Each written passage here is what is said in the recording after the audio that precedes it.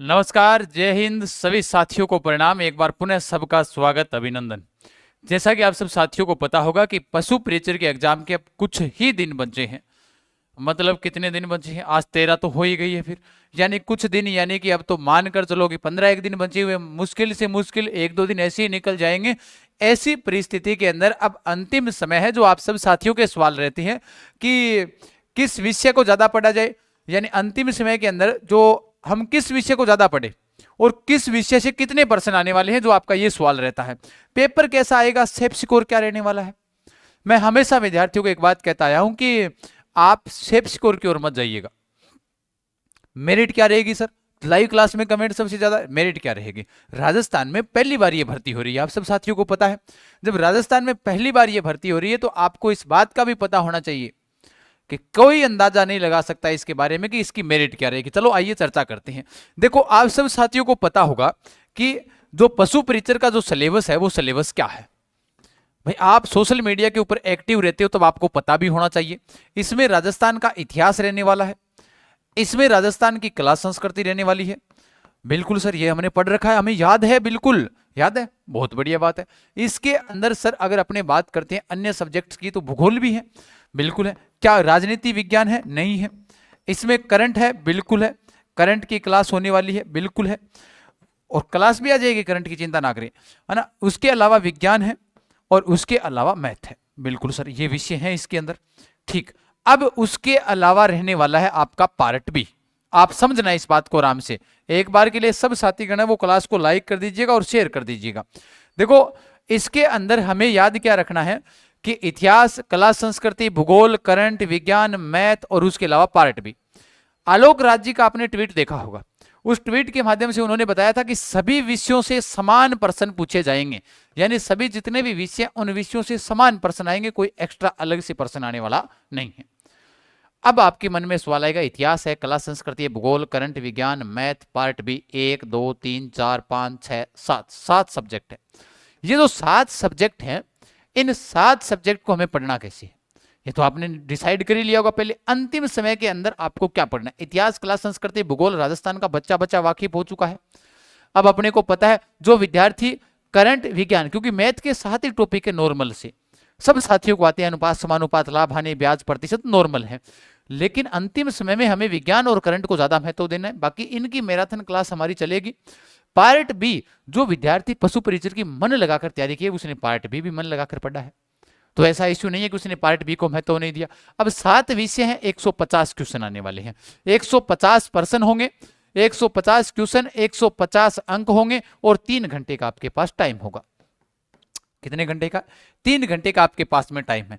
इन 3 घंटों का जो टाइम है, इन 3 घंटों में अपने को क्या करना है, क्या नहीं करना है, वो तो आप डिसाइड करोगे। जो एग्जाम हॉल के अंदर, क्योंकि अगर ये चीजें आपने यहां से ढंग से पढ़ ली, तब आपके कहीं दिक्कत नहीं है। एग्जाम हॉल में आपके कहीं पर चिंता करने की आवश्यकता आपको नहीं है। लेकिन जब आपने ये चीजें ढंग से नहीं पढ़ी, तो एग्जाम हॉल में चिंता करने का विषय बन जाता है। बात करते हैं करंट की, विज्ञान की, तो दोस्तों इन दोनों को आप एक चीज नोट लगा लेना मेरे को, अंतिम समय में इनको पढ़ो ताकि आप मेरिट में आगे आ जाओ। भाई, अंतिम समय में इनको ज्यादा महत्व दो, करंट के पर्सन भी ज्यादा आएंगे।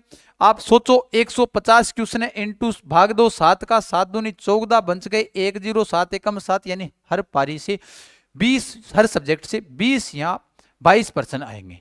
यानी 15 से 22-23 के बीच में एवरेज रहने वाला है। अब आप ये सोचो, साइंस के अंदर और इनके अंदर जिस विद्यार्थी ने 40 प्रश्नों के अंदर मजबूत पकड़ बना रखी है, ये तो सब विद्यार्थियों की, चाहे वो आर्ट का हो, चाहे मैथ का हो, साइंस का हो, कॉमर्स का हो, सबकी पकड़ है। साइंस वाले के यहां पर भी दिक्कत नहीं आएगी।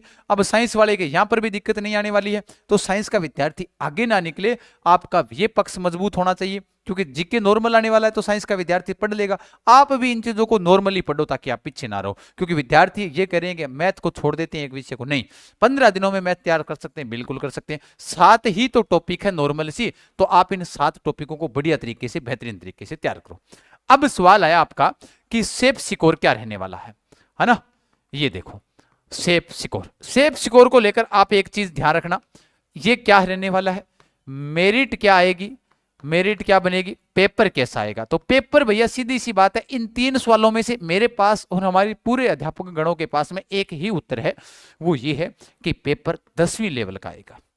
10वीं लेवल का आपका पेपर आने वाला है। बस ये साफ साफ नोटिफिकेशन के अंदर जो भी संशोधित विज्ञप्ति आई थी उसमें भी लिखा हुआ था, संशोधित जो सिलेबस आया था उसमें भी लिखा हुआ था। फिर बात आई गुरुजी सेफ सिक्योर मेरिट, पहली बार राजस्थान में ये भर्ती हो रही है, कोई डिसाइड नहीं कर सकता इस चीज को कि भैया पेपर कैसे आने वाला है। पेपर 10वीं लेवल का होगा, मेरिट कितनी जाने वाली है इस बात का कोई डिसाइड नहीं कर सकता। अगर पेपर आसान आ गया तो अगर 140 तक विद्यार्थी पहुंच जाएंगे, और पेपर हार्ड आ गया तो 80 तक विद्यार्थी मुश्किल से पहुंच पाएंगे। पर्सन की बात कर रहा हूं मैं। बाकी आपको पास होने के लिए 40% अंक आपके आने जरूरी है, ध्यान रखना, फिर आप पास हो। फिर उसके बाद में मेरिट डिसाइड होगी। 18 लाख फॉरम है, 6000 पद हैं, अपने को ध्यान से करना है। नेगेटिव मार्किंग 1/4 है, तो इसलिए अपने को इन बातों को ध्यान में रखते हुए करंट और विज्ञान, उसके अलावा जीके जो बेहतरीन तरीके से आप पढ़ रहे हो रिवीजन करो बढ़िया तरीके से।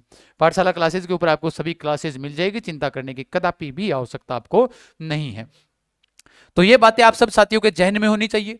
इन बातों को लेकर ही हमारी जो क्लासें हैं वो कल से मैराथन या फिर कल से आपके टॉपिक वाइज या फिर जो मैराथन क्लासें हैं वो आपके अंतिम 15-20 दिनों के अंदर हमारी चलने वाली है। आप बढ़िया तरीके से इन 15 दिनों का आनंद उठाइएगा। सभी साथी इस सेशन को शेयर कर दीजिएगा।